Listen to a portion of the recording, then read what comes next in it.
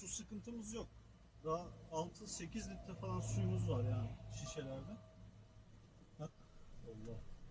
Deprem oluyor, deprem oluyor. Çok büyük deprem oluyor. Korkma, korkma. Korkma, hiçbir şey olmayacak. Hiçbir şey olmayacak. Abi direğin orada duruyor. Abi. Dur. Direkt verir mi? Direkt verir mi?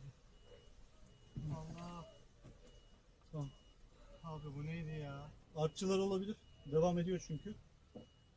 Mustafa. Heh. Yola çıkalım abi. Dur bu hala sallanıyor ya. Abi nasıl? çayı şey yapalım. Çayı yapabileceğim.